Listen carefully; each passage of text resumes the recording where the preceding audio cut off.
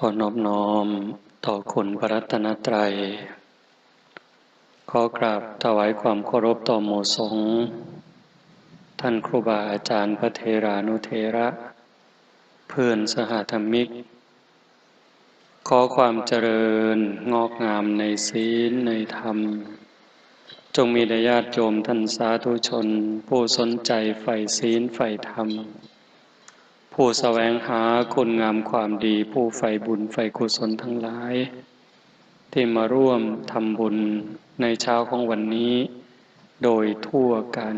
ทุกท่านทุกคนณโอกาสนี้ในช่วงเวลาต่อจากนี้ไปอาตมาภาพก็ขอถือโอกาสใส่เวลาในส่วนนี้เพื่อจะได้น้อมนำเอาพระสัทธรรมอันเป็นหลักธรรมคำสอนขององค์สมเด็จพระบรมศาสดาสัมมาสัมพุทธเจ้ามาปรารภสู่เพื่อนพุทธบริษัททั้งหลายให้ได้ยินได้ฟังเพื่อเสริมสร้างศรัทธาความเสื่อภาษาถะความเลื่อมใสพร้อมทั้งวิริยะความภาคเพียรให้เกิดขึ้นมีขึ้นในดวงจิตดวงใจของหมู่เฮาทั้งหลายจนกว่าสิสมควรแก่กาลเวลาขอเจริญพรญาติโยมผู้ที่ประนมมืออยู่ได้วางมือลงเนาะนั่งในท่าที่มันสำบายกายนำสำบายใจนำห่มผ้าซะเอาออกมาห่มก็ถือเป็นเรื่องธรรมดาขันบ่หนาวเอากะว่าฝนสิบ่ดีฮ้อนกะถามหาหนาวหนาวกะถามหาเย็นสิเอาอีกเอาพอดีก็จักพอดีมันอยู่บนใดใกล้เข้าใจว่านี่คือธรรมชาติอากาศภายนอกมีร้อนมีหนาวบัดภายในใจเฮาเด้ก็มีร้อนคือกันมีเย็นคือกันมีสงบมีวุ่นวายของภายนอกควบคุมบ่ได้แต่ว่าภายในนั้นคันผู้ใดได้ฝึกได้ฝนได้อบได้ร่มได้ทำความเข้าใจก็สามารถจะควบคุมความร้อนให้ลดลงความวุ่นวายให้สงบลงด้วยเหตุนี้แหละพี่น้องญาติโยมชาวบ้านโพนทองบ้านไก่บ้านไก่ผู้ใฝ่ในบุญในกุศลผู้หักในคุณงามความดีผู้หวังความเจริญรุ่งเรืองแห่งจิตวิญญาณก็จังได้ตุ่มได้โฮมกันเฮ็ดงานปฏิบัติธรรมขึ้นมาเว้าหลายๆทีว่าเฮาเฮ็ดงานแนวนี้บ่แม่นว่าเฮาสิเฮ็ดงานเอาบุญอย่างเดียวเบื้องต้นเฮาก็คิดว่าเฮ็ดงานเอาบุญนั่นล่ะบุญสื่อว่าความสุขความสงบความดีความงามนำมาซึ่งความสำเร็จในชีวิตสิ่งที่เฮาหวังเฮาอยากได้ในเรื่องราวของความถูกต้องดีงามที่มันสิเป็นไปได้สมหวังอย่างคิดอันนั้นคือบุญเป็นผู้ส่งเสริมเป็นผู้ชักใยเป็นผู้กำกับอยู่เบื้องหลังแต่พอโดนไปหลังจากเฮาได้ศึกษาได้ยินได้ฟังได้ประพฤติปฏิบัติได้ทำความเข้าใจก็ยกระดับจากงานบุญธรรมดามาเป็นงานศึกษางานเรียนรู้งานฝึกงานฝนงานอบรมบ่มจิตบ่มวิญญาณสูงขึ้นไปกว่านั้นเข้าใจหลายกว่านั้นงานจังสี่คืองานสิขูดเก่าเผาล้นถอดถอนกิเลสตัณหาความโกรธความหลง ความอิจฉาริษยา อาฆาตพยาบาทจองเว้นหน่อยเหนือต่ำใจที่มันเคยข่มเหงดวงจิตดวงใจนี้ให้มันอ่อนกำลังลงยกจิตที่มีภูมิศีลภูมิธรรมให้สูงกว่าอารมณ์ของโลกหลวงปู่ชาเพิ่นเว้าคำหนึ่งคนหลงโลกคือคนหลงอารมณ์คนหลงอารมณ์ก็คือคนหลงโลกกะแมนอีหลีหลงหักหลงสร้างหลงดีใจหลงใดหลงมีนั่นก็คือคนหลงโลกติดอยู่ในโลกจมอยู่ในโลกจมอยู่ในวัฏสงสารถามว่ามันผิดอยู่อ่ะมันก็บ่ผิดแต่ว่าพระพุทธเจ้าสอนให้เฮาย่านโทษภัยของวัฏสงสารโทษภัยของการเวียนว่ายตายเกิดเพราะว่ามันหาความแน่นอนบ่ได้ต่ำสุดถึงอบายนรกเวจีสูงสุดจนถึงภวกพรหมเวียนวนไปมาหาความแน่นอนหาความปลอดภัยอันใดบ่ได้คันเฮาหลงอารมณ์ของโลกรักโกรธเกลียดกลัวก็อยู่ซ้ำนี่ล่ะเที่ยวขึ้นเที่ยวลงหาความแน่นอนอีหยังให้เจ้าของบ่ได้คันผู้พิจารณาเห็นโทษของอารมณ์เหล่านั้นเฮาก็สิถอนบ่ได้บ่เสียบ่บวกบ่ลบบ่ขึ้นบ่ลงอาตาปีสัมปชาโนสติมาวินยะโลเกอวิชชาโทมนัสสังมีความเพียรมีสติมีสัมปชัญญะถอนความพอใจและความไม่พอใจในโลกออกเสียได้เป้าหมายสูงสุดไปพุ่นนะโยมแต่การเฮาไปบ่ทันได้ตามความเข้าใจบ่ทันถึงก็อาศัยเป็นงานบุญมันก็บ่แม่นบ่ดีเด้มันก็ดีบักอย่างหลายคำว่าบุญคำว่าคุณงามความดีนะเฮ็ดให้เฮาอยู่ในโลกนี้ได้อย่างบ่ทุกข์บ่ร้อนบ่ลำบากจนเกินไปคำโบราณเพิ่นจังว่าคันสิเที่ยวทางเวิงให้หาห่มบังหัวคันสิเที่ยวทางไกลไถถงให้มีพร้อมคันสิไปทางหน้าให้หาทิ้งบังใหญ่ตักน้ำไว้เต็มบังจังค่อยไปทิ้งว่าไว้บังใหญ่คือโตเฮาวัฏฏะสงสารนั่นใหญ่ยาวข้าวเงินกองบุญสร้างกุศลแห่คิดหำทางหน้าพุ่นผัดยังกวงกว่าหลังศีลนั่นเป็นห่มกังคันยูใหญ่บังหัวท่านนั่นเป็นเสบียงใส่ถงให้มีพร้อมแม่นสิไก่ยาวเยินภาวนาตักน้ำใสไก่ปันไดกะบ่ยานทิ้งบังได้เติมเต็มปู่ย่าตายายเพิ่นสอนลูกสอนหลานเอาคำสอนของพระพุทธเจ้ามาเป็นกรอบเป็นขั้นล่อง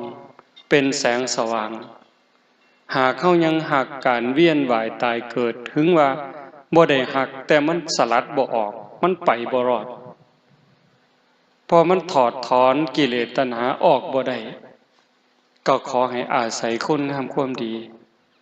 คันยังสิต้องเกิดต้องตายก็ขออาศัยบุญกุศลขั้นสิเที่ยวทางเวิงว่างกว้างไกลคือทงกุลากันแต่สมัยก่อนเพิ่นเอิ้นทงกุลาเอิ้นทงปูปาหลานตามาก็ได้ยินผู้เฒ่าเพิ่นเว้าบัดได้มาเห็นจังซี่ก็พิจารณาคันบ่มีกกยูคาบ่มีกอไผ่บ่มีกกกฐินนรงค์มันก็คือสิเป็นเดินอย่างเดียวกันแต่สมัยก่อนคันเฮาสิเที่ยวทางเวิงว่างทางเดินกว้างไกลแบบนั้นบ่มีต้นไม้กลางทะเลทรายแต่ว่าเฮาต้องย่างเพื่อให้มันขวมจากฝากนี้ไปสู่ฝากนั้นมันสิร้อนปานใดมันสิทรมานปานใด อาจสิตายกลางทางก็ได้แต่ว่าการเตรียมตัวการเตรียมเนื้อเตรียมตัวสำหรับการสิเดินทางข้ามทะเลทรายข้ามทินที่เวิ้งว้างบ่มีต้นไม้บ่ฮู้ว่ามื้อใดสิก้าวข้ามสิผ่านพ้นไปได้การเตรียมตัวก็ต้องมีเทิงคันห่มคันยูเทิงห่อข้าวเทิงห่อน้ำแดดร้อนมากก็กั่งคันห่มขึ้นฝนตกมากก็กั่งคันห่มกันแดดกันฝนกันคันห่มกลางแดดร้อนบ่โยมร้อนคือกันแต่มันบ่ร้อนแห้งเพราะมันมีสิ่งกั้นสิ่งบรรเทาผ่อนหนักให้เป็นเบาฝนตกเปียกบ่กังขนมเปียกคือเก่าแต่มันบ่เปียกแห้งละอองฝนตัวมันสาดตัวมันปิวเข้ามาก็เปียกผ้าเปียกแพร่เปียกเนื้อเปียกตัวได้แต่ก็บ่โชกไปคือกับตากฝนโดยตรงนั่นคือมีคันห่มคันยูกันห่อข้าวห่อน้ำล่ะเมิดเหือเมิดแห้งอ่อนหลาหิวก็อาศัยไขห่อข้าวนั่นมากินแล้วก็ต้องมีกำลังเพิ่มขึ้นกระปรี้กระเป๋าขึ้นสดชื่นขึ้นย่างต่อไปได้ก็สิบ่ตายท่ามกลางทะเลทรายนั้นกลางทงกลางบานั้นน้ำล่ะมีคันห่มแล้วมีห่อข้าวแล้วขันบ่มีน้ำกลับไปบ่รอดคือเก่าอาศัยน้ำได้กินแก่กระหายจิบแก่กระหายกินข้าวแซ่บแล้วอิ่มแล้วก็ต้องกินน้ำเพราะสังขารร่างกายจะต้องเป็นไปด้วยธาตุทั้งสี่ดินเติมดินน้ำเติมน้ำลมเติมลมไฟเติมไฟน้ำก็เป็นปัจจัยหนึ่งขาดอาหารอาจสิ3 มื้อ4 มื้อหรือเป็นเดือนจังตายแต่ว่าขาดน้ำล่ะ3 มื้อ5 มื้อก็หมดชีวิตลงคันเฮามีทั้งห่อข้าวมีทั้งคันยูมีทั้งกระบังน้ำเฮาก็สามารถสิไปรอดปลอดภัยข้ามทงข้ามทะเลทรายจากฝากนี้ไปสู่ฝากนั้นได้ปู่ย่าตายายเพิ่นถึงสอนลูกสอนหลานคันเฮายังสิต้องเวียนว่ายตายเกิดตัดกิเลสถอนตัณหาออกจากจิตจากใจบ่ได้ก็ขอให้ได้อาศัยการเก็บเกี่ยวสัมภารธรรมเก็บกรรมบุญกุศลสร้างที่เพิงให้กับดวงจิตดวงใจเพิ่นจึงบอกว่าคันสิเที่ยวทางเบิ่งให้หาห่มบังหัวห่มคือศีลศีลคือความสำรวมระวังรักษากายวาจาใจนั้นให้มันมีความสงบเป็นปกติศีลเป็นอุบายออกจากการเบียดเบียนตนเองและผู้อื่นพ่อได้โยมคันโลกทั้งใบคนทั้งโลกนี่มีศีลสงครามบ่เกิดการเอารัดเอาเปรียบกดขี่ข่มเหงบ่เกิดการฉ้อโกงบ่เกิดโรคเครียดโรคประสาทโรควิตกกังวลสิน้อยลงการฆ่าตัวตายสิบ่มีแม่นบ่แม่นอย่าท่านเสือโยมพิจารณาเด้ดีปานใดคุณศีลคุณธรรมที่ลูกต้องเป็นกำพร้าก็ย้อนพ่อแม่บ่มีศีลน้องอ้ายได้ประกาศตัดพี่ตัดน้องบ่เผาผีกันก็ย้อนบ่มีศีลบ้านเมืองล่มจมเพราะเศรษฐกิจบ่ดีเศรษฐกิจบ่ดีก็ย้อนบ่มีศีลบ่มีธรรมนี่เด้เฮือนใกล้กัน สั่งกันย่างสวนกันนำทางบ่ถามกันหน้าบูดหน้าเบี้ยวหันหน้าเขาคนละหัวนั่นก็ย้อนบ่มีศีลเด้ทุกข์ในโลกนี่แล้วก็บ่พอทุกข์ในโลกหน้าอีกคันบ่มีศีลเด้ทุกข์ในโลกหน้าคันบ่ผิดศีลเอาเป็นชาวบ้านก็ตามคันบ่มีศีลมันสิมีโทษหยังที่นำเฮาลงสู่อบายมีนรกเป็นต้นคือเฮาเบิ่งในรูปน้ำสาราวัดฆ่าสัตว์ตัดชีวิตก็สิถูกตัดแขนตัดขาตัดไส้ตัดหัวถูกเข็นถูกขาลักของเขาก็สิถูกตัดไม้ตัดมืออีหยังก็ว่าไปนอกอกนอกใจสามีภรรยาก็ต้องได้ปีนกกงิ้วกกงิ้วน้ำมีหมาสิไล่คบไล่กินขึ้นไปถึงกับกาศพเล็กศพท่องยุดอยู่กลางๆในนิรยาบาลก็สิเอาหอกเอาแหลนเอาเหลาถิ่มแท้ก็ต้องพยายามปีนขึ้นไปกาสิซิกสิจิกสิกัดสิตอดก็ต้องถอยลงมาข้างล่างม้าก็สิกัดปีนขึ้นปีนลงอยู่จังซั่นมันสิแม่นบ่แม่นจริงบ่จริงเห็นซ้ำนั่นเฮาก็ย้านนั่นคันบ่ผิดศีลข้อ3เรื่องปีนต้นงิ้วมันก็บ่มีในความคิดคำว่าบาดระแวงคำว่ากลัวคำว่าย้านมันก็บ่มีในใจเฮาคันบ่ขี้ตัวยุยงให้คนผิดกันเว้าคำหยาบส่อเสียดเพ้อเจ้อใส่ร้ายป้ายสีเฮ็ดให้คนอื่นเสียหายเฮาก็บ่ต้องย้านสิต้องถูกตัดลิ้นคันบ่ดื่มเสพเครื่องดองของเมาเฮาก็บ่ต้องย้านเอาครีมเหล็กคีบปากแล้วก็บวยตักน้ำทองแดงกอกปากเฮาก็บ่ต้องคิดย้านถึงปากเว้าว่าบ่เชื่อแต่ว่าใจนี่ส่วนลึกๆมันก็หวาดระแวงอยู่เด้กลัวอยู่เด้นั่นคือบาปจากการผิดศีลคันเว้าตามคำสอนของศาสนาวิบากกรรมที่สิตามมาไปสู่อบายนรกเปรตอสุรกายสัตว์เดรัจฉานใส่บาปใส่กรรมสมควรแล้วเบาบางแล้วหมดเวลาแล้วกลับมาเกิดเป็นคนใหม่ถ้าหากเบียดเบียนสัตว์รังแกสัตว์ก็สิกลายเป็นคนพิกลพิการแข่งบ่ล่าขาบ่เกิง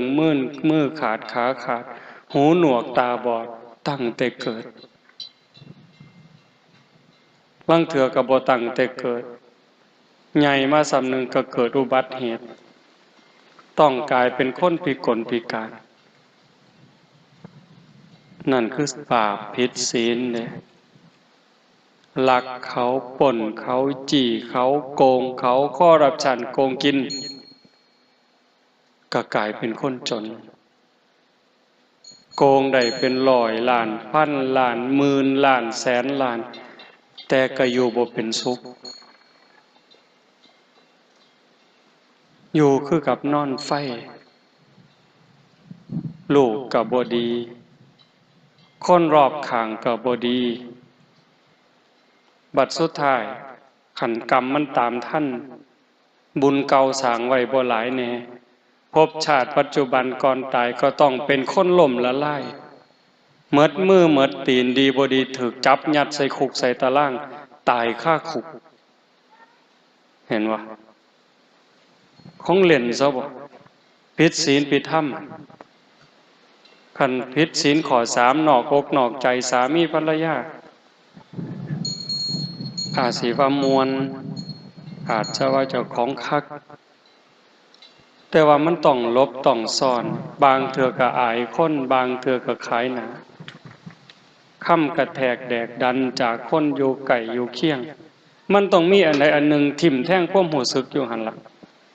หาความสุขที่แท้จริงบ่ได้ดีบ่ดีบัดหมดสภาพ ลูกเก่าเมียเก่าหอนเมียใหม่ผัวใหม่อาจสิฆ่ากันตายก็ได้ย้อนหึงย้อนหวงย้อนควบบ่พอใจในโลกปัจจุบันเนี่ยชีวิตปัจจุบันอาจสิต้องถือเข็นถือขาสารพัดแต่สิเป็นดอกข้อสี่คือกันเด้คันผิดศีลผิดธรรมโดยคำปากคำเว้าถูกฟ้องล้มละลายย้อนเว้าดูถูกเขาข้อหาหมิ่นประมาทดีบ่ดีก็ถือเขาฆ่าตายย้อนเว้าครับเว้าบ่เป็นศีลบ่เป็นธรรมขัดจิตขัดใจกันเห็นบ่ย้อนดื่มเสพเครื่องดองของเมาก็จังเกิดอุบัติเหตุเจ้าของเจ็บเองป่วยเองพิการเองดีบ่ดีก็ถึงตายลูกกำพร้าเกิดปีหนึ่งจักพันคนจักหมื่นคนโยมบ่ย้อนเหล้าคันเว้าก็ว่าเหล้ากินก็สิเป็นหยังบ่ได้เอาเงินยาคูมาซื้อตัวเว้าคือได้เด้บ่ได้เอาเงินครูบามาซื้อกำนันห้ามบ่ได้เอาเงินกำนันมาซื้อเด้เพิ่นว่าเฮาก็แม่นแล้วแต่ว่าเจ้าคิดเบิ่งบ่ยามสงกรานต์ยามปีใหม่โยมว่าตายหลายปานใดส่วนใหญ่ก็เมาแล้วขับปีวังหนึ่งวังปีใหม่เนี่ยเขาว่าจับเลยว่าแต่เมายึดรถไปพร้อมด่าเขาอีกต่างหากเด้เพิ่นย้านเพิ่นบ่เฮ็ดผิดศีลย้านบ่บาปคักโยมคิดว่าลูกกำพร้าย้อนจากพ่อแม่เมาแล้วขับรถไปเกิดอุบัติเหตุปีหนึ่งมันจักพันจักหมื่นคนพิการย้อนอุบัติเหตุจากการดื่มกินเครื่องดองของเมาตายก็มีพิการก็มีลูกกำพร้าเกิดขึ้นปีหนึ่งเท่าใดทรัพย์สินสมบัติลดล่ามาสร้างคิดเป็นค่าเสียหายปีหนึ่งจักแสนล้านบางเถื่อคนดีเป็นคนสำคัญของแผ่นดินมีคุณมีค่ามีคุณประโยชน์บ่ฮู้เรื่องฮู้ราวอีหยังเลยขี่รถมาดีๆแต่คนเมาแวะไปต่ำเอาซื่อๆโทษมันบ่แม่นน้อยๆเด้สิว่าเว้าเล่นซั่นบ่ก็ย้อนจังซั่นปู่ย่าตายายเพิ่นจึงบอกว่าให้มีศีลนั่นเป็นห่มกั่งคันยูใหญ่บังหัวคันเฮามีศีลเป็นที่รักประพฤติตามศีลปฏิบัติตามธรรมอยู่ในโลกนี้โทษทุกอย่างเว้ามาก็สิบ่เกิดคันถ้าทุกคนในโลกมีศีลทุกอย่างว่ามาสิบ่มีจากการพิกลพิการยากจนลำบากนอกอกนอกใจสามีภรรยาต้องลบต้องซ่อนต้องขายหน้าขายตาลูกไปทางแม่ไปทางพ่อไปทางปัญหาของสังคมก็สิลดลงเห็นอยู่ตัวการแตกร้าวสามัคคียุยงให้เป็นฝักเป็นฝ่ายคือประเทศไทยวาง3-4-5 ปีที่ผ่านมามันก็สิบ่เกิดคันเว้าแต่ความจริงใจมีแต่ความปรารถนาดีต่อกันบ่ใส่ร้ายบ่ป้ายสีความหักความแพงมันหักดีเอาแท้แต่ว่าเนื่องจากบ่มีศีลเห็นแก่ประโยชน์ส่วนตัวแก่หมู่แก่พวกแก่พ้องก็เลยทำลายศีลทำลายธรรมสีเลนะสุขติงยันติความสุขสงบร่มเย็นเลยบ่เกิดสีเลนะโภคสัมปทาทรัพย์สมบัติโภคะเลยบ่มีหมดโลกนี่เถียงที่ละเถียงพระพุทธเจ้าเถียงที่ละเถียงพระธรรมครอบผู้ใดก็ว่าผู้ใดคักผู้ใดก็ว่าผู้ใดแน่บ่งึดบ่งอกันสุดท้ายก็ว่าเดือดร้อนทั้งโลกเห็นบ่เพิ่นจังสอนให้มีศีลมีธรรมเป็นเครื่องป้องกันภัยบุญเป็นเครื่องชำระบาปศีลนี่ป้องกันบ่ให้มีบาปล้างบาปป้องกันบาปเกิดมาชาติใหม่ก็สวยก็งาม รูปร่างดีสวดทรงดีผิวพรรณดีสติปัญญาเฉลียวฉลาดทุกสิ่งทุกอย่างศีลเป็นเครื่องดลบันดาลเป็นเหตุเป็นปัจจัยให้สิ่งเหล่านั้นมันเกิดมันมีร่างกายดีสวดทรงดีโรคภัยไข้เจ็บหน่อยอายุยืนเห็นบ่ศีลนั่นเป็นห่มกังคันยูใหญ่บังหัวสิเกิดอีกจักภพจักชาติก็สิเป็นหยังคันเฮามีศีลมีธรรมได้สร้างบุญเอาไว้เกิดมาชาติใดก็งามขึ้นกว่าเก่าดีขึ้นกว่าเก่าสุขภาพแข็งแรงกว่าเก่าเพราะว่ามีห่มกังคือเฮาย่างผ่านแดดผ่านเดินผ่านทะเลทรายมีคันห่มกันแดดอยู่แต่มันก็ผ่อนหนักเป็นเบาเกิดมามันถูกอยู่คนงามก็ถูกคนรวยก็ถูกแม่นบ่ทุกข์แบบเขาเอิ้นว่าทุกข์แต่ว่าทุกข์ประจำสังขารล่ะก็คือมื้อนี้หนาวนี่ผู้ใดม่วนบัดเอาคนงามก็หนาวคือกันเนาะคนสุขภาพแข็งแรงก็หนาวคือกันอยู่ยากคือกันสิว่าจังได๋บ่แม่นสิหนาวแต่คนขี้ร้ายเด้คือกันหมดเธอสิได้อยู่แต่ได้กินแต่ละมื้อโยมว่าง่ายซั่นบ่โดยเฉพาะโยมไม่ออกหนาวปานใดก็ต้องตื่นมาหนาวปานใดก็ต้องเอามือเช้าเข้ามาใส่หวดได้เจ้าโอ้ยมันหนาวบ่เอามือเช้าดอกสิว่าซั่นบ่มันสิบ่ล้างหน้าพุ่นบ่หนาวก็ต้องเอามือจุ่มน้ำล้างหน้าคือเก่าต้องล้างหน้าแปรงฟันเข้าห้องน้ำห้องท่าเฮ็ดอยู่เฮ็ดกินเลี้ยงลูกเลี้ยงผัว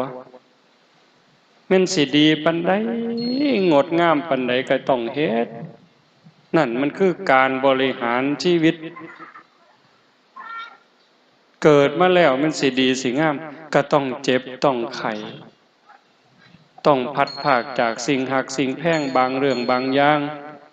ประสบกับสิ่งที่เฮาบ่พอใจในบางเรื่องบางอย่างเฮามีความหวังมีความปรารถนาเกิดขึ้นหวังปรับความผิดหวังก็รอคอยอยากปรับทุกข์ก็เกิดเห็นบ่แต่ว่ามันก็ดีกว่าคนที่เกิดมาทุกข์เกิดมาลำบากพิกลพิการโรคภัยไข้เจ็บรุมเร้าจังว่ามันหนีบ่พ้นมันต้องเวียนว่ายตายเกิดปู่ย่าตายายเพิ่นจังสอนศีลนั่นเป็นห่มกังคันยูใหญ่บังหัวท่านนั่นเป็นเสบียงใส่ถุงให้มีพร้อมเสบียงคือภาระสัมภาระห่อข้าวห่อน้ำสำหรับการเดินทางมันสิย่างผ่านแดนแดดผ่านเดินผ่านทะเลทรายอันเบิ่งว่างแต่คันเฮามีห่อข้าวอ่อนล้าอ่อนแห้งนั่งลงไขห่อข้าวกินก็มีเหือมีแห้งไปได้คนที่ทำบุญให้ทานหูจักแบ่งหูจักปันให้ปรับก็มีความสุขได้แม่นบ่แม่นโยมก็หูได้ใส่บาตรหน้าบ้านหน้าเฮือนได้ใส่ข้าวเปาเข้าในดอกซื่อๆก็สำบายใจคุณธรรมข้อนี้มันเกิดนี่คนบางคนบ่ได้ให้ทานนี่อยู่บ่เป็นเด้บ่ได้ใส่บาตรบ่ได้จังหันคือมันขาดอันใดอันหนึ่งชีวิตเป็นบ่สมบูรณ์ในมื้อนั้นก็แม่นได้ให้ได้แบ่งได้ปันสำบายใจเป็นจังสันอีหลีในปัจจุบันมันก็ส่งผลจังซี่แต่คันเว้าถึงการเวียนว่ายผู้ใดให้ทานอานิสงส์ของการให้ทานสิเฮ็ดให้เป็นผู้ร่ำผู้รวยมีโภคทรัพย์มีสมบัติคนพาลไม่ให้ทานเพราะกลัวยากจนนักปราชญ์บัณฑิตเพิ่นเว้าคนพาลคือคนโง่คนหลงคนไม่เข้าใจ บ่ยอมให้ทานบ่ยอมแบ่งปันย้อนย่านเจ้าของทุกข์ย่านเจ้าของหมดย่านเจ้าของบ่มีคนพาลไม่ให้ทานเพราะกลัวยากจนแต่บัณฑิตชนกลัวยากจนจึงขนขวายในการให้ทานบัณฑิตคือผู้หูผู้มีปัญญาย่านเจ้าของทุกข์เจ้าของยากบ่มีอยู่บ่มีกินกระจังพากันเฮ็ดบุญให้ท่านคือญาติโยมทั้งหลายเนี่ยเฮามาทำบุญเนี่ยบ่แม่นย่านพ่อแม่บ่ได้กินได้บ่แม่นย่านพระบ่ได้ฉันจังหันเด้เฮามาเฮ็ดให้เจ้าของเฮ็ดปั๊บสำบายใจปั๊บมีความสุขใจปั๊บยังอ่านไปข้างหน้าชาติหน้าภพหน้าเกิดชาติใหม่สิได้มีอยู่มีกินสิบ่ทุกข์บ่ยากเคยได้ยินอยู่ตัวพระอนุรุทธะไปเล่นล่งขนมกันแบบเล็กหน่อยขนมแสบๆไปเล่นมาได้ก็สู่หมู่บ่ได้ก็ต้องเอาขนมให้หมู่บ่ได้กินแล้วว่าขนมมันแสบมันเจ้าของได้ซิมเบิ่งก็เลยมาขอแม่ต่อว่าแม่ขอกินขนมก็ย้อนจังสันเพิ่นก็เลยอธิษฐานไว้ตั้งแต่อดีตชาตินั่นเนาะเกิดชาติใดพบใดคำว่าบ่มีอย่าให้เกิดขึ้นอย่าให้มีกับผู้ขาคำว่าบ่มีอยู่บ่มีกินอย่าให้เกิดขึ้นจักเถื่ออย่าให้ได้ยินคำว่าบ่มีนี่บัดสุดท้ายไปเล่นแผ่หมู่สู่หมู่บ่ได้มาเอาขนมแม่บ่มีขนมให้เรายื่นหมอเป่านี่ให้บัดไปเปิดออกมันก็มีขนมทุกเที่ยวบุญเด้อหั่นคนที่เขาห่างเขามีเขาร่ำเขารวยนั่นคือเขาได้ทำบุญให้ทานไว้ก่อนเฮาได้เป็นซ้ำเฮาพ่อมีอยู่มีกินก็เกิดจากการได้ทำบุญได้ให้ทานได้แบ่งได้ปันดีบ่ดีมันเกิดในภพชาติปัจจุบันนี้เด้อโยมแต่มาว่าเคยเว้าสู่ฟังล่ะก็เฮาได้ทำบุญในสถานที่ที่คนมีธรรมสิเป็นพระสงฆ์องค์เน้นเป็นญาติเป็นโยมก็ตามสถานที่ที่อบรมธรรมปฏิบัติธรรมคือบ่องจังสี่โน่นโพ้นท่องเนี่ยสงฆ์องค์เน้นพอขาวแม่ขาวได้มาร่วมกันฝึกหัดคัดเกลาจิตใจตนเองเฮาได้นำข้าวน้ำสามปลาโภชนาอาหารที่เกิดจากหยาดเหงื่อแรงงานแม้นมันสิหน่อยนิดก็ตามแต่มันเป็นของชอบธรรมได้มาแล้วโดยธรรมน้อมบูชาแต่พระรัตนตรัยถวายพระสงฆ์หมู่ใหญ่อุบาสกอุบาสิกาผู้มีศีลให้ด้วยความศรัทธาให้ด้วยความเคารพให้ถือการถือเวลาให้ด้วยจิตหวังอนุเคราะห์แล้วก็ให้ด้วยการบ่ได้เบียดเบียนผลมันเกิดความสุขใจความอิ่มใจมันมีเด้โยมเห็นอยู่แล้วได้ให้คนได้แบ่งปันเฮามีความสุขยิ่งให้คนที่เฮาฮักให้คนที่เฮาศรัทธามันเกิดความเอิบอิ่มเรื่องทรัพย์สมบัติที่มันสิตอบสนองย้อนมานั่นตะมากะเสือพอเฮาได้ให้ปั๊บเคยบอกให้ฟังบางเถื่อไปทำบุญในสถานที่ที่มีครูบาอาจารย์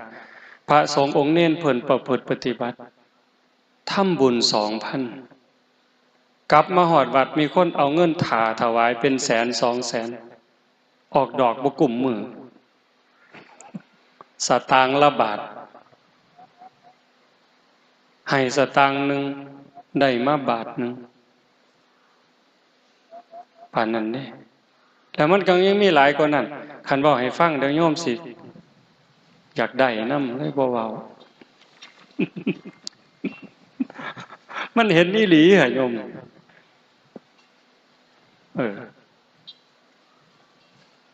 คันเฮามีจังสั่นก็คือเฮามีหอเข้าในการเดินทางเกิดจักภพจักชาติก็บ่ทุกข์บ่ยากอยากได้หยังก็ได้อยากมีหยังก็มีเฮือนอยู่พออาศัย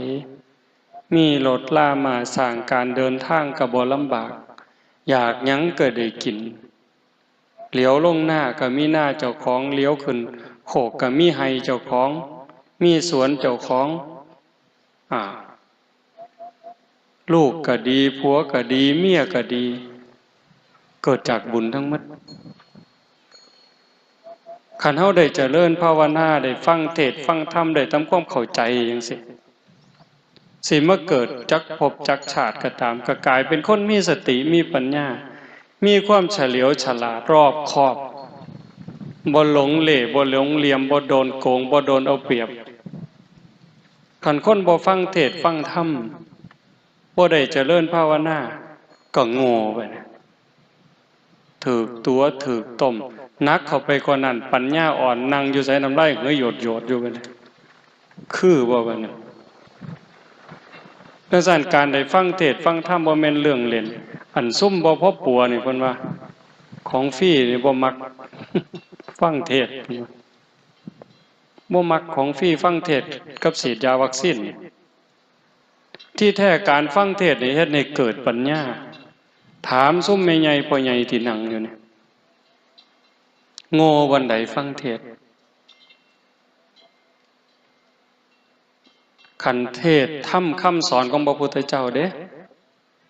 เว้าเรื่องเล่าของชีวิตเรื่องความเป็นจริงเกิดแก่เจ็บตายทั้งที่เรื่องเฮาฮู้เด้นี่เกิดแก่เจ็บตายเนี่ยเกิดเป็นทุกข์จังใดแก่เป็นทุกข์จังใดเจ็บเป็นทุกข์จังใดตายเป็นทุกข์จังใดเกิดทางร่างกายเป็นทุกข์จังสี่เกิดทางสังขารทางความคิดทางความรู้สึกอุปาทานน่ะทุกข์อีกแบบใดคันเฮาเข้าใจจังซั่นแม่นสิเจ็บสิไข้ล้มหมอนนอนเสื่อแต่ว่าใจสำบายใจบ่กังวลฮอดเวลาคนที่เฮาหักเฮาแพง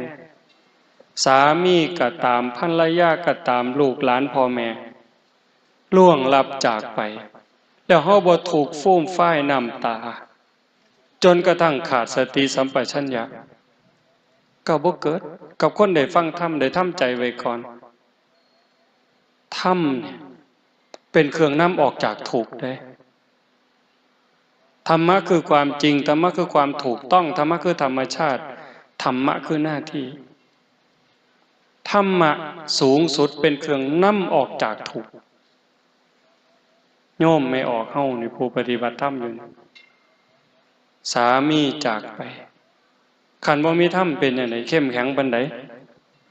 เจ็บไข้ได้ป่วยขันบ่มีธรรมสิเข้มแข็งส่ำใดกายป่วยใจป่วยบ่พอตายก็ตายนี่แต่ว่าคันจิตใจเข้มแข็งล่ะอาจจะมีน้ำหูน้ำตาเป็นเรื่องธรรมดาพระอริยเจ้าระดับโสดาบันก็ห้องไห้พระอานนท์ก็ห้องไห้นายสุทัศน์ก็ห้องไห้นางวิสาขาก็ห้องไห้จนผมเปียกคือว่าแต่ว่าหูท่านถอนจิตถอนใจท่านบ่ฮักจนเป็นบ้าน้องเคยเห็นบ่คนฮักจนเป็นบ้าบ้าส่ำใดบ้าจนตายผู้สาวนอกใจก็ฆ่าตัวตายเอาผู้บ่าวนอกใจก็ฆ่าตัวตายเอาบ้าส่ำใดบ้าจนตายเลยสั่งแล้วบัดนี้สั่งก็สั่งจนตายคือกันแค้นจนตายก็อักเลือดตายมันบ่พอดีแต่คันมีปัญญาปั๊บเป็นเรื่องธรรมดาดอกเกิดขึ้นตั้งอยู่ดับไปมีความเปลี่ยนแปลงเป็นธรรมดาบ่มีอีหยังสิเป็นของเฮาที่ยั่งยืนถาวรเมื่อวานอาตมากลับมาจากสกลมาพักเทศน์อยู่ยโสพระเพิ่นก็มาเว้าเรื่องนั่นเรื่องนี้สู่ฟังเรื่องหมู่กันซึกเว้าไปเว้ามาก็บ่เป็นตาอยู่ห้วยเฮาบ่ได้ส่วนหมอนั่นมาเกิดเด้อล่ะเว้ยว่าเกิดมาแล้วก็บ่ได้ส่วนหมอนั่นมาบวชนำกันเด้บวชแล้วก็บ่ได้ห้ามหมอนั่นศึกเด้อล่ะว่าเพราะฉะนั้นก็แล้วแต่สิไปสิยากหยังแห้งเด้อเอาจังซั่นบ่เอาจังซั่นเด้อเว้ยก็เข้าใจดีล่ะคันใส่ธรรมะเข้ามาปลอบประโลมใจ ก็เห็นว่าทุกสิ่งทุกอย่างบ่มีอิหยังเที่ยงแท้เกิดขึ้นแล้วก็ตั้งอยู่ดับไปทุกข์ก็บ่เที่ยงสุขก็บ่เที่ยงได้ก็บ่เที่ยงเสียก็บ่เที่ยงสมหวังก็บ่เที่ยงเสียใจก็บ่เที่ยงคันมันเที่ยงแท้แน่นอนเนี่ยเว้ยผัวตายเมียตายพ่อตายแม่ตายห้องไห้มันสิบ่5 ปีก็ยังห้องไห้อยู่คือเก่านี่มันเฮ็ดจังได๋เนาะก็เห็นสภาพความเป็นจริงจังซี่ว่าหมู่บ้านเนี่ยแต่มาคิดจากหัวจักมันคิดจังได๋ดอกหมู่กันมากล่าวแล้วก็ยับมาไกลๆเบิ่งห้อยบ่ยับไปนะเพิ่นว่าสิเป็นหยังเด้อนี่ห้อยยับมาเบิ่งบ่ยับดอกเพิ่นเป็นหยังอาตมาก็เทิงเว้าเทิงหัวก็บ่เคยคิดแบบนั้นบ่เคยเว้าแนวนี้นะเอายับมาเบิ่งไกลๆเพิ่นก็บ่ยับมาดอกโดนเติบนั่งเศร้ามีแห้งอาตมาก็เลยย่างอ้อมไปทางหลังเลี้ยวเบิ่งหัวโอ้โหหัวงอกเลยว่ะเฒ่าย่อมคิดหลายอยู่เด้ไปอยู่พม่าบ่ได้โกนผมเลยเห็นผมงอกเจ้าของก็เลยสิเบิ่งหมู่ผู้ใดไปนํกันหลายแน่แล้ว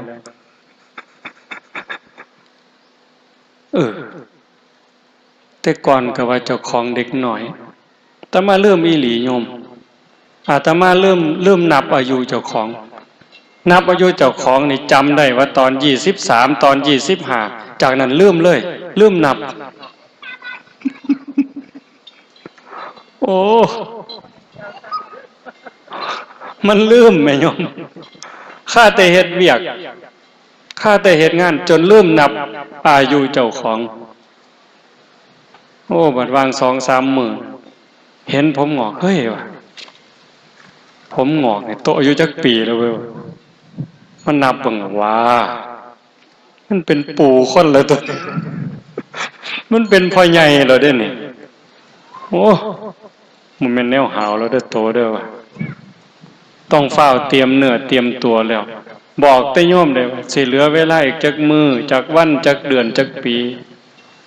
แต่ว่าเจ้าของเพิ่นลืมนับเห็นบ่นั่นก็บ่เที่ยงสังขารร่างกายก็เปลี่ยนแปลงอยู่ตลอดการเฮาได้ฟังธรรมจี้จุดให้เฮาได้เบิ่งความเป็นจริงของสังขารของชีวิตของร่างกายของโลกของธรรมอยู่บ่อยๆการปลงจิตปลงใจว่างจิตว่างใจให้ยอมรับความเป็นจริงก็ยอมเกิดขึ้นเฒ่าก็มีคุณค่าเฒ่าก็มีความสุขร่างกายอ่อนล้าร่างกายเฒ่าแก่แต่จิตใจหนุ่มกระชุ่มกระชวยย้อนศีลย้อนธรรมแม้กระทั่งล่มหมอนนอนเสื่ออยู่ในโรงพยาบาลป่วยแต่กายหากจิตใจมีธรรมยิ้มแย้มแจ่มใสรักษาโรคภัยไข้เจ็บหายได้แต่มายกตัวอย่างหลายคนล่ะน้องเคยได้ยินนะหลวงพ่อปัญญานันทมุนีเจ้าอาวาสวัดชลประทานเป็นมะเร็งลำไส้หมอเขาขีดเส้นตายบ่เกินมิถุนายน2553มื้อนี้หลวงพ่อแข็งแรงหมอซุมมาหลวงพ่อสิตายหลายคนมื้อนี้แข็งแรงทำการทำงานได้ปกติไปงานนิมนต์ได้ตลอดนั่นคือเพิ่นรักษาใจนักส่ำใดโยมว่าบอกภาษาเฮานี่เอาถงขี้ถงเหงียวออกมาไว้นอกท้อง3 ปีใส่เนี่ยออกมาไว้ทั้งนอกใส่ถงไว้ทั้งนอกเนี่ยวางปี56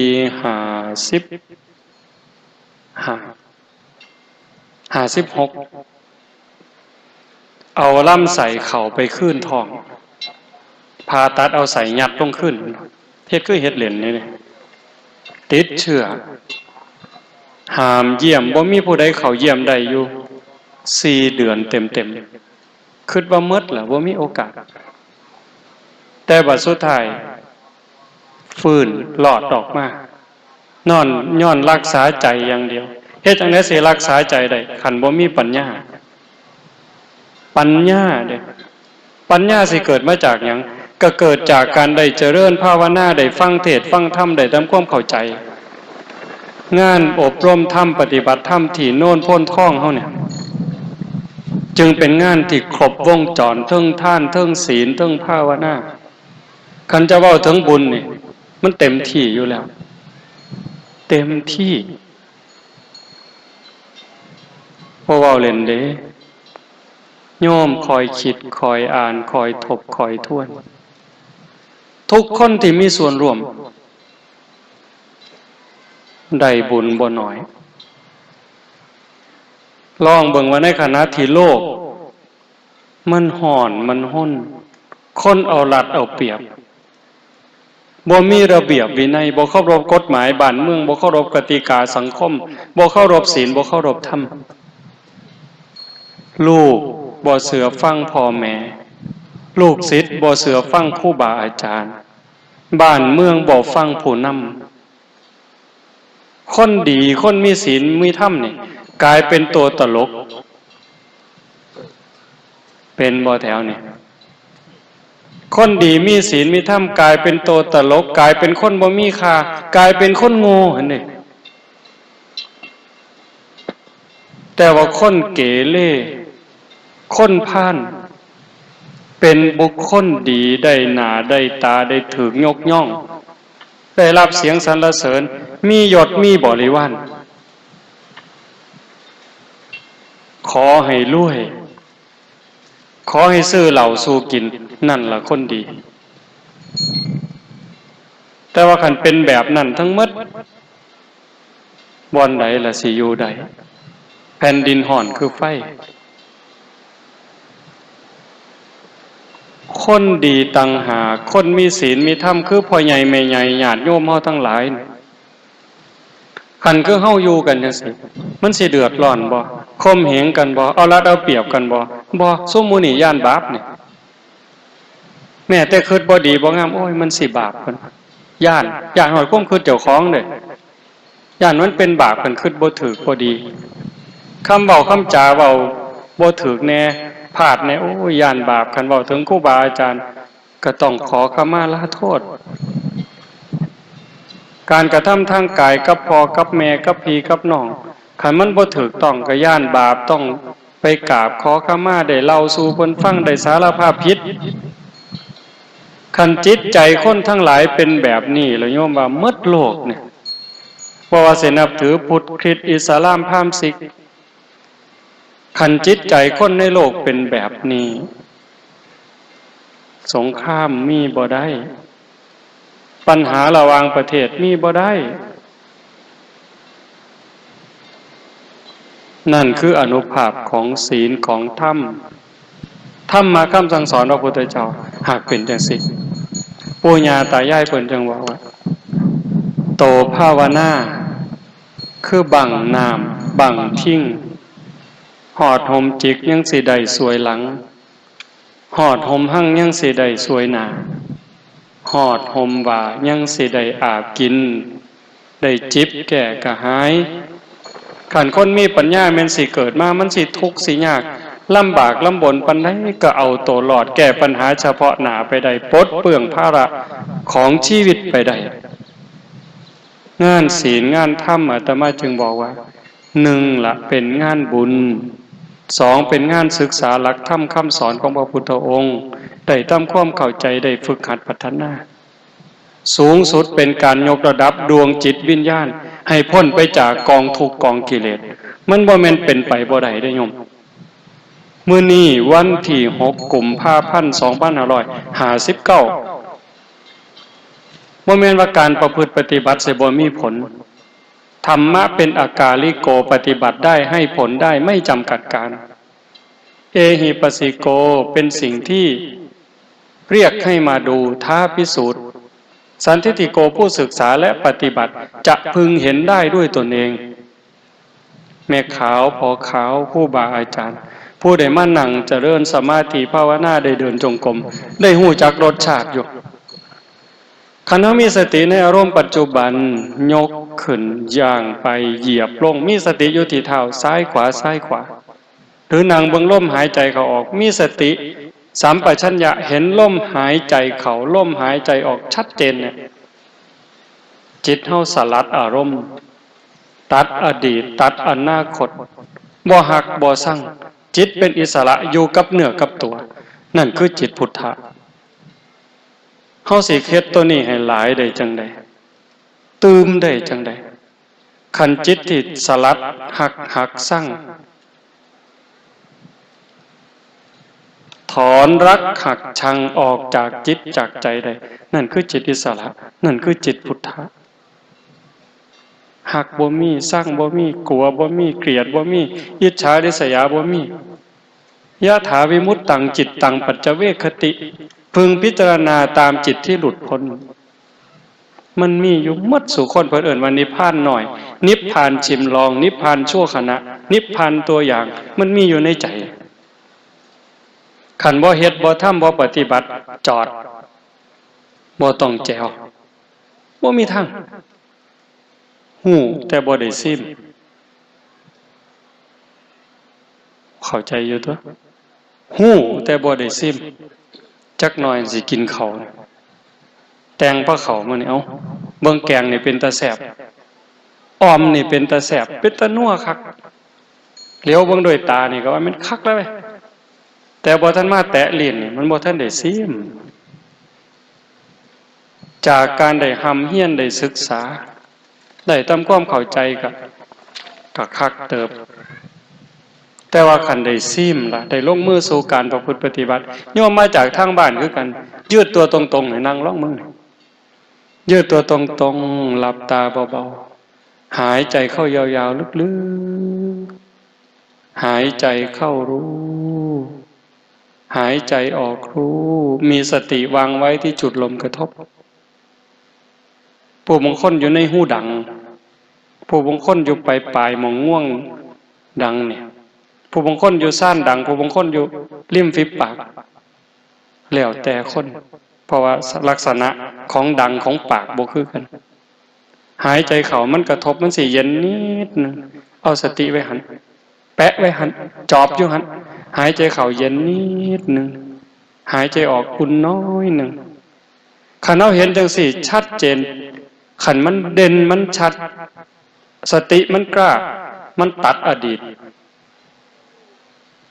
ตัดอนาคตหักบ่มีสร้างบ่มีย่านบ่มีกลัวบ่มีน้อยใจเสียใจบ่มีเห็นแค่หม่องล้มเข่าล้มออกชัดเจนปุ๊บนั่นจิตได้พักจิตได้พักโยมเฮาพักแต่กายเฮ็ดเวียกเมื่อยก็ว่านั่งเศร้ามีแห้งนั่งโดนก็ว่านอนเศร้ามีแห้งนั่นคือพักผ่อนทั้งร่างกายแต่ว่าใจเจ้าให้มันพักเถื่อนอนมันมือกายหน้าผากโอ้ยอันนั้นน้ออันนี้น้อผู้นั้นน้อผู้นี้น้อโดนเติบหายใจใหญ่พลิกตึบไปอีกครั้งนึงคึดอีกใจสิขาดอีหลีอีหลอบัดพลิกไปอีกครั้งนึงมืดขึ้นยังแจ้งนอนบ่หลับนั่งกินข้าวอยู่กับแกงปลาฮ้อนๆแกงไก่ใส่ใบบักขามใส่หัวสีไข่ใส่ขาอ่อนหอมห่วยๆสดแซ่บแต่ลิ้นแต่ว่าใจคิดห่วยอย่าคืนน้ำลายแม่ล่ะมันเป็นตะสดปวดไปเนาะ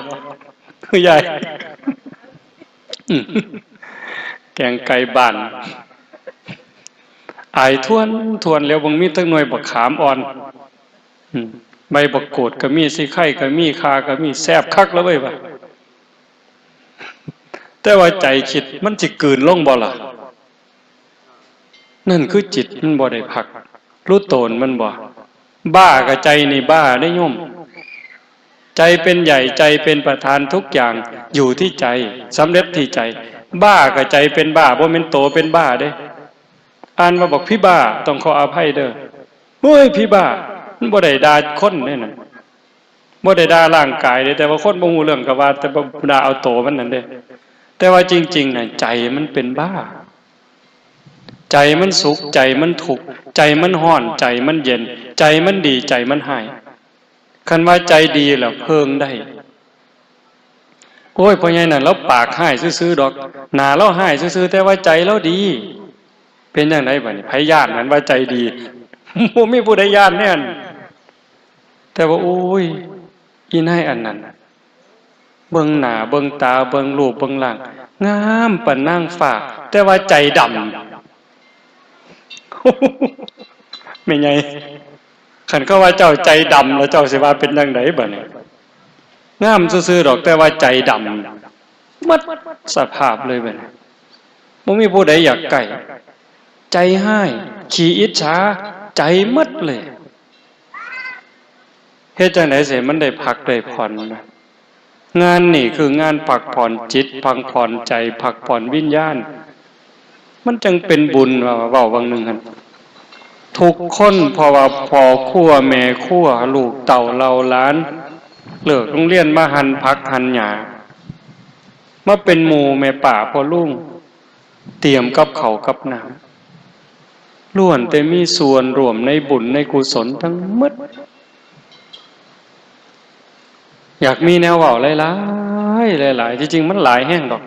สิมาแก้มือสิแก้คักแก้แนวเว้ยมื้อนั้นบ่แม่นอาตมาลืมเลยโยมอาตมาเขียนกระดานไว้ว่ามันที่หาคักๆเลยเดี๋ยวนี้ก็ว่ามื้อนี้ฝ้าวไปอุบลมื้ออื่นสิไปบ้านโพนทองก็ยังเว้าอยู่มันไปอยู่อุบลกำลังอยู่ในกสทช.ได้ยินแต่ครูบารับโทรศัพท์โอ้ยมันไปบ่ทันแล้วยายตอนนี้อยู่อุบลแม่นคักๆว่ะก็ดีอยู่บ่ได้มานี่อาตมาก็เลยได้ไปสกลกลับมาฮอดวัดคำๆโอ้สกลเพิ่นก็อยากให้ไปซะดอกเว้ยบ่ได้ไปบ้านโพนทองดอกให้ครูบาเพิ่นโทรหาครูบาประสิทธิ์ก็เลยว่าเอาไว้ก่อนเด้ออาจารย์คิดเบิ่งก่อนคันพ่อมีแห้งก็สิไปมื้อคืนนี่ค่ำๆมันจะเกือบทุ่มนึงจังโทรมาโอ้มื้ออื่นสิไปแก้มือดอกเด้อมีแนวเว้าให้ฟังหลายโยมเรื่องหนึ่งเป็นเรื่องน่าดีใจอยู่วางวันที่20ฮอด23อาตมาไปพม่าเขาจัด2คืนก็ขอเขา3คืนพอเขาให้3คืนแต่อาตมาก็อยู่บ่ได้ทางกรุงเทพเพิ่นขอให้กลับมาร่วมประชุมอาตมาก็ปฏิเสธไป2เที่ยว3เที่ยวแต่ก็เจ้าก็ขอร้องว่าคันเฮามามันสิเป็นประโยชน์สุดท้ายก็เลยกลับถิ่มหมู่ไว้ทั้งพุ่น60กว่าชีวิตอาตมาก็มากับครูบาเพิ่นมาก็ย่างบ่ได้เด้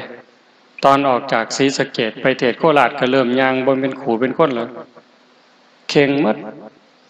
ฮอดกรุงเทพก็ได้โซ้มขึ้นบนนอนอยู่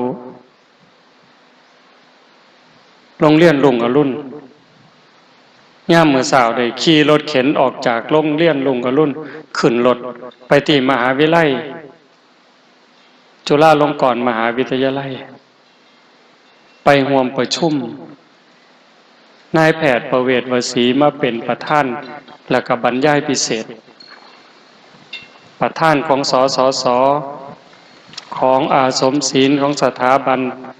แล้วก็โครงการวัดบันดาลใจผู้มีสถาปนิกทั่วประเทศ 70-80 บริษัทเจ้าอาวาสวัดที่สนใจในโครงการ140กว่าวัดน่าดีใจบ่เว้าเพิ่นเว้าคือจังเฮาคักคั่นนะโยมเพิ่นโยมสิได้ยินอยู่อาตมาเว้าให้ฟังปีกายก็เจ้ามาจอบเฮาเป็นปีกว่าๆเปิดเผยโตช่วงเดือนก่อนพฤษภาอาตมาอาจจะจำผิดก่อนพฤษภาตั้งแต่ปี57มั้ยเปิดเผยโตที่หลังเดือนช่วงพฤษภางานขึ้น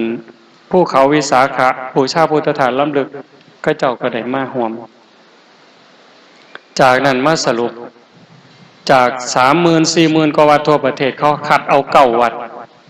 วัดเฮาถือคัดลำดับที่7ภาคอีสานมี2 วัดวัดธาตุพนมกับวัดป่าโนนกุดลมบัดเขาจะเอิ้นมาประชุมบางหนึ่งก็เจ้าเว้าว่าที่ผลงานที่โดดเด่นเป็นประโยชน์ที่สุดในกลุ่มทั้ง9 วัดคือวัดโนนกุดลมก็เลยอยากให้อาจารย์มาเว้าก็เลยได้ตัดสินใจมาบัดพ่อมาฟังเพิ่นเว้าตั้งแต่อยู่ในห้องรับรองแต่มาก็นั่งในรถเข็นฟังเพิ่นเว้าผู้ใหญ่เพิ่นเว้ากันดีใจอยู่ดีใจหลายๆเรื่องผู้ปกครองประเทศผู้นำสูงสุดของประเทศไทยนะบ่บอกว่าผู้ใดแต่เพิ่นเว้าถึงกันว่าผู้นี้ห่วงใยพระศาสนาห่วงใยประเทศชาติห่วงใยผู้คนอีหลีแต่เพิ่นฟัง 3-4 คนที่มาร่วมเปิดงานในมื้อนั้นมาร่วมประชุมเพิ่นสิว่าแล้วแต่พี่หมอจะเอายังไงพี่หมอบอกด้วยเรื่องเล่าทุกเรื่องหลายๆอย่างบัดพ่อแต่เข้าร่วมประชุมเปิดงานประมาณ 3 โมงอาตมาได้เว้าเกือบ 4 โมงแล้วเป็นหยังเพราะมันเวลายืดยาวมันมีหลายรายการขึ้นไปแต่แรกๆก็ได้แนะนำตัวกันซื่อๆแล้วก็ลงมาก็นั่งมันเป็นหอประชุมมันคือโรงหนังน่ะเวทีใหญ่อยู่จังซี่เก้าอี้ก็ค่อยสูงขึ้นไปทางขึ้นทางลงก็มีตลอดแล้วแอมฟังทั้งสองข้าง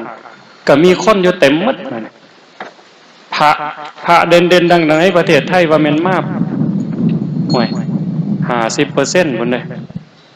บ่แม่นน้อยเด้พระที่มีผลงานมีชื่อมีเสียงที่เฮายอมรับเพิ่นเนี่ยหลวงพ่อประยุทธ์ก็ส่งลูกศิษย์มาทั้งพระทั้งโยมหลวงพ่อประยุทธ์โตเนี่ยบัดสุดท้ายอาตมาได้ขึ้นกลุ่มสุดท้ายกลุ่มแรกกลุ่มถาวรวัตถุโบราณสถานไหมกลุ่มที่2วัดในชุมชนเมือง3วัดกลุ่มละ3เฮาถูกจัดอยู่ในกลุ่มเผยแพร่พระพุทธศาสนาอย่างมุ่งมั่นมีคำว่ามุ่งมั่นพร้อมขึ้นไปหลวงพ่อปัญญานันทมุนีเจ้าคุณเจ้าอาวาสวัดชนประทานอีกรูปหนึ่งเจ้าอาวาสวัดศรีทวีเจ้าคุณจากนครศรีธรรมราชอาตมาพาเด็กน้อยผู้เดียวมองมันเกิดจุดตื่นเต้นคือแต่ละวัดเขาสิมีภูมิสถาปนิกที่มาออกแบบเป็นอาสาสมัครจ้างเขามาสมมุติว่าใจเขามาวัดมาโน่นโพ้นท่อง100,000เขาบ่มามื้อนึงมาซื่อๆนี่ยังว่าเบิ่งว่าสิเอากุฏิตั้งบนใดห้องน้ำไว้บ่อนใดให้เขามาซอยคิด100,000เขาบ่มาซ้ำซื่อๆนี่ล่ะบ่ต้องเสียกระดาษพอแผ่นบ่เสียปากกาพอขีดก็บ่มาแต่เขามาโดยใจมาซื่อๆพวกสมัครเขามาใหม่70 กว่าบริษัทจะมาร่วมโครงการ8เจ้าอาวาสที่เว้าไปก่อนเว้าเรื่องส่วนใหญ่การก่อสร้างมีเงินมีทอง10 ล้าน100 ล้านหลวงพ่อวัดปัญญาเพิ่นก็เว้าปัญหาเพิ่นคือหม่องจอดรถบ่พอทุกวันอาทิตย์คนเข้าวัดประมาณ 5,000 คนต่อมื้อหม่องจอดรถบ่มีหลวงพ่อเพิ่นว่าปัญหาเพิ่นรีบด่วนคือต้องสร้างตึกจอดรถเฮ็ดจังได๋บัดนี้สถาปนิกก็ต้องคุยนำแต่ละกลุ่มแต่ละวัดบัดมาฮอดอาตมาเขาก็ถามทุกรูปเขาก็ถามโจทย์ของหลวงพ่อโจทย์ของพระอาจารย์คืออะไรบัดมาถามอาตมาโจทย์ของพระอาจารย์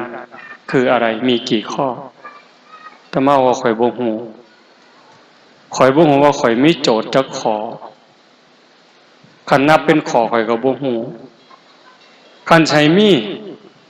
ข่อยเอาข้อเดียวขอบักใหญ่คือเฮ็ดจังไดคนในโลกนี่สิฮู้ว่าเจ้าของเป็นคนในโลกนี่สิฮักกัน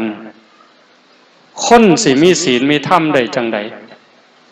นี่คือโจทย์ข่อยจังเฮ็ดงานบ่ฮู้เช้าฮู้ค่ำบ่ฮู้อีหยังควรเฮ็ดก่อนเฮ็ดหลังข่อยคุบอันใดได้ข่อยคุบเลย มือคบก็คบปากก็กัดเบิดพ่อแต่เว้าจังซั่นสถาปนิกโยมหมีบริษัทไอซอล่าเพิ่นก็ว่าเพิ่นมาวัดเฮาแต่แรกสิเอาหยังไปต่อสู้คันว่าเป็นการแข่งขันกับอีก8วัดวัดเฮามีแต่ต้นไม้มีแต่ความยากจนเพิ่นก็บ่มีแนวสู้แต่มาเห็นแม่ใหญ่เฮานั่งอยู่ในเฟื่องจังซี่หนึ่งเดียวนอกนั้นเขานั่งตึกนั่งห่างนักทับนั่งทับเงิน100 ล้านแต่ว่าเขานั่งทับเฟื่องมานะเห็นแม่ใหญ่โยมหมีเพิ่นว่าผมละน้ำตาไหลโยมชมพู่ของอาสมศีลคือกันเห็นคุณย่าคุณยายมาบริจาคเงิน20 บาทบริจาคเงิน20 บาทแล้วยิ้มอย่างหน้าตาบานนะมันเป็นไปได้อย่างไรเขาบ่เคยเห็นนะโยมเขาเห็นแต่คนท่านพันท่านหมื่นท่านแสนนั่งเธอท่านเธอละแสนก็ยังนางหนาบูดบูญูดอยู่อันนี้ท่าน20 บาทเรายิ้มแปะยิ้มแป้นอาตมาก็ได้ที่โยมทุกท่านก็คงจะเคยได้ยินว่าศรีสะเกษนี่ยากจนกระทั่งกินดินก็เป็นข่าวมาแล้วก็เลยบอกชาวบ้านเขายากจนจากก่อนชาวบ้านก็บ่เป็นแนวนี้ได้เข้าวัดเขาว่าหักวัดหักว่าหักคุณงามความดีแต่มื้อนี้สิไปวัดก็ลำบาก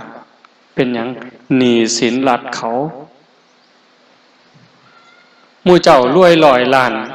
ก็ซื้อน้ำตาลโลละ10 กว่าบาทกับแม่ใหญ่ข่อยผู้เป็นหนี้นี่ล่ะซื้อราคาเดียวกันสบู่ราคาเดียวกันยาสีฟันราคาเดียวกันน้ำปลาราคาเดียวกันแล้วชาวบ้านข่อยทุกข์นี่มันย้อนไป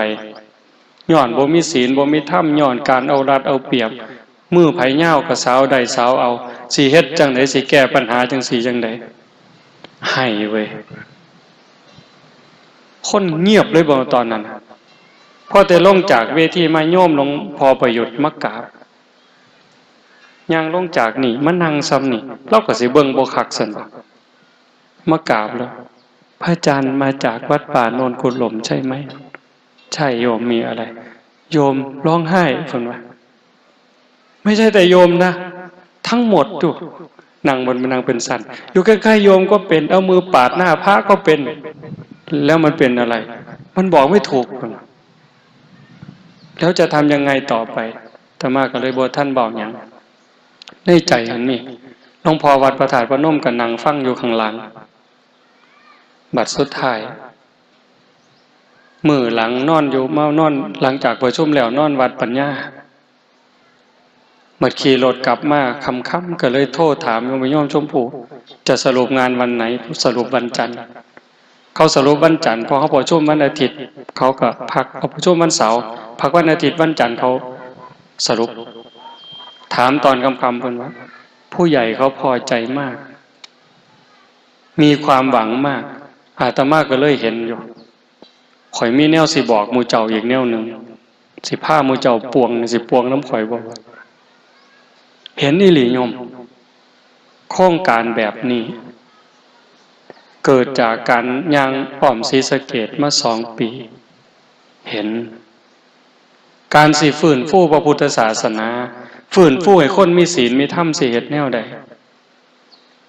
แนวนี้ก็เป็นวิธีหนึ่งได้อีกแนวหนึ่งแต่มันอยู่กับหมอแนวมันสิได้หลายกว่านี้ย่างแต่ว่าเมื่อยเด้คืออาจารย์จะลั่นยางอันนั้นก็ได้หลายแต่มันเกินก็ได้อีกแนวหนึ่งแต่ว่าน้ำความเกิดอาตมาบ่ไปไกลอย่างอำเภอโพ้นทรายเฮานี่อ้อมอยู่นี่ล่ะจากตำบลนี่ไปตำบลนั้นอาจสิขามอำเภอไปแหน่เป็นหยังสิ่งที่เห็นปีกายเวลาเฮาไปพักบางวัดขอพักเพิ่นบ่อยากให้พักบางเทื่อเห็นหลวงปู่หลวงตาอยู่รูปเดียวหน้าออกพรรษาเนี่ยหลวงปู่หลวงตาอยู่ผู้เดียวนี่เหงาเด้ห่อเหี่ยวใจเด้โยมอย่าเอาเว้าเล่นเด้บางบ้านญาติโยมก็บอกหัวซาพระโอ้ยภาษาพระผู้เดียวนึงว่าหาแต่ไปก็ได้ดอกจังหันนั่นเพิ่นว่า ว้ายขันร้องเล่าบ่อยู่วัดแล้วเจ้าเสียจังได๋รู้เว้ยก็ร้องบาลงเบิ่งติล่ะกำลังใจนั่นสำคัญเด้หาว่าพระบ่มีหัวใจซั่นบ่เนาะหลวงปู่เนาะพาก็เอาคนมาเฮ็ดเด้แต่บัดเวลาเฮาไปเยี่ยมบางหม่องลางเทื่อก็บ่ทันเข้าใจแพ่งศาสตร์แพ่งหมอนญาติโยมทายกก็เว้านั่นเว้านี่บัดพอเฮาทำพาทำวัดเว้าธรรมะสู่ฟังก็ค่ายยามมื้อเช้ามาจังหันก็อยากทำบุญตามประเพณีหั่นละผู้ละ5ผู้ละ10ได้1,000 2,000เฮาถวายคืนแบ่งถวายวัดเป็นค่าน้ำค่าไฟเครื่องนึงถวายหลวงปู่หลวงตาไว้ใส่ซื้ออยู่ซื้อยาซื้อน้ำปนะฉันเด้อยิ้มน้ำตาไหลน้ำทรงจังหันนี่อาตมาจังบ่ได้ว่าโครงการธรรมญาตราโครงการเดินธุดงค์บ่แม่นโครงการไปเยี่ยมยามพี่น้องที่บ่เคยหูจักบ่เคยเห็นหน้าบัดเฮาสิหนีน้ำตาขูได้บัดนี้เกิดความหักความแพงความเป็นน้ำหนึ่งใจเดียวโยมวัดภูเขาท่องที่อาจารย์จรัญเพิ่นไปพักอยุธยาเพิ่นก็คิดว่าอาตมาย่างน้ำตลอดเพราะว่าครูบาเพิ่นมาย่างน้ำอาจารย์จรัญก่อนย่างอาตมาได้มาให้โอวาทมื้อนั้นเพิ่นก็ว่าสิไปแต่อาตมาบ่ได้ไปเยี่ยมจักมื้อปีนี้พอแต่เลิกจากประชุมมาออกข้างนอกอาตมาก็เว้าเรื่องนี้เพิ่นก็ว่าใช่พระอาจารย์วันที่คณะสงฆ์จะจากไปโยมร้องไห้ยิ่งกว่าแม่ตายอีกเพิ่นเพราะวัดเราวัดภูเขาท่องเพิ่นน่ะตั้งแต่ก่อนน่ะเขตวัดมันไปติดน้ำเจ้าพระยาแต่มันกลายเป็นวัดห่างมาประมาณ100 ปีบัดพอเป็นวัดห่างอิสลามมายึดเอาหน้าวัดติดกับน้ำนั่นกลายเป็นอิสลามไปครึ่งวัดมีเฮือนมีซ่านอยู่บัดคณะสงฆ์ไปพักคนก็เข้ามาดีใจได้มีความสุขโยมมีความรู้สึกเหมือนกับว่าเป็นวัดเดียวกันทั้งประเทศนั่นล่ะคือเป้าหมายนั่นคือเจตนาคันมีโอกาสประชุมอีกอาตมาก็บอกเพิ่นจะเว้าเรื่องนี้ให้สนับสนุนเรื่องนี้บ่ต้องไปเรียกร้องหรอกว่าขอศาสนาพุทธเป็นศาสนาประจำชาติอาตมาท้าเลยว่าเกิดมาอีก500ศาสตร์เจ้าก็บ่ได้บ่มีทางขันมันได้แต่หึงแต่เฮาสิเฮ็ดใจเฮาแนวใดตุ่มโฮมกันจังใดฮักกันจังใดแพงกันจังใดซอยเหลือเกื้อกูลกันจังใดคันอยากให้มันได้เป็นโตหนังสือมื้อนั้นเทศอยู่ราศีฮักข้อค้นใส่หน้านกกดรถพวกอดีตสสมานั่งอยู่นำก็เว้าเรื่องนี้คนไทยหมดจังหวัดศรีสะเกษคน101หมด101ไปเรียกร้องก็บ่ได้ดอกโยมความคิดอาตมาเด้บ่มีทางใดคันมันสิได้มีทางเดียวสสย่ามมาหาเสียงนั่นจับมือถามเบิ่งข่อยสิเลือกเจ้าหมดหมู่ข่อยสิเลือกเจ้าเจ้ารับปากได้บ่ว่าคันเจ้าได้เป็นแล้วเจ้าสิเว้าในสภาพว่าขอพุทธศาสนาเป็นศาสนาประจำชาติเจ้ารับปากไว้บ่ซุ่มนั่นเว้ามันจังได้เฮาหมดจังหวัดก็บ่มีกำลังทอผู้เดียวเว้านี่แต่ว่าคันความเป็นจริงเนี่ยคันเฮาเฮ็ดจังซี่เด้อญาติโยมเด้อสรุปแล้วเด้คันเฮาเป็นอยู่จังซี่สอนลูกสอนหลานพาลูกพาหลานมาเฮ็ดมาทำพาเขาเข้าวัดเขาว่ามื้อวันเสาร์วันอาทิตย์วันหยุดให้ลูกหลานลงวัดลงว่าได้จังหันหูจักกราบจักไหว้สอนเขาว่าอันนั้นบาปอันนี้บุญอันนี้ดีอันนี้บ่ดีอันนั้นพระสงฆ์องค์เจ้าอันนี้แม่ป่าพ่อลุงปู่ย่าตายายให้มีความเคารพนับถือมีความอ่อนน้อมถ่อมตนมีความกตัญญูกตเวทีฮักวัดฮักว่านั่นคือการปลูกศีลปลูกธรรมปลูกลูกปลูกหลานเฮามีผู้หลักผู้ใหญ่มีผู้เฒ่าผู้แก่เป็นหลักใช้ไม้เฒ่าให้บ้านให้เมืองโยมกำนันก็เป็นหลักเป็นแก่นเอาใจใส่เรื่องศีลเรื่องธรรมผู้ใหญ่บ้านก็คือกันเฮาเป็นจังสี่ชุมชนเฮามันดีเป็นประเทศอันเหมาะสมเป็นประเทศอันสมควร ญาติโยมพี่น้องเฮาก็ถือว่ามีบุญได้มีกัลยาณมิตรเฮาเองก็มีสัมมาทิฏฐิมีความเห็นอันถูกต้องดีงามชัดเจนถูกต้องให้รักษาสิ่งนี้ทุ่มเข้าไปเทเข้าไปหักของเจ้าของนั่นล่ะเฮาสิรักษาศีลรักษาธรรมรักษาวัดว่าศาสนาไว้ได้จะเป็นสมบัติทรงสืบทอดไปฮอดลูกฮอดหลานก็ขออนุโมทนาสาธุกับญาติโยมกับผู้บาอาจารย์พระสงฆ์องค์เน้นพระเดชพระคุณหลวงพ่อเจ้าคณะอำเภอโพ้นไส้ได้มาเป็นประธานเป็นกำลังจิตกำลังใจให้ลูกให้หลานทั้งฝ่ายสงฆ์ฝ่ายฆราวาสก็กราบขอบพระคุณขออนุโมทนาสาธุอีกเทื่อหนึ่งท้ายที่สุดก็ขออาราธนาอ้างอิงอำนาจแห่งคุณพระศรีรัตนตรัยคุณของพระพุทธเจ้าพระธรรมพระสงฆ์และอำนาจแห่งบุญกุศลคุณงามความดีที่มีทั้งหมดทั้งมวลในสากลและจักรวาลจงล้อมร่วมเป็นตบะเป็นเดชะเป็นพลวปัจจัยเอื้ออำนวยหนุนส่งให้ญาติโยมทุกคนทุกท่านจงเจริญงอกงามในประสัทธรรมคำสั่งสอนขององค์สมเด็จพระบรมศาสดาจนนำพาตนให้พ้นทุกข์พบสุขทุกที่ภารติการโดยทั่วกันทุกท่านทุกคนเถิดสาธุ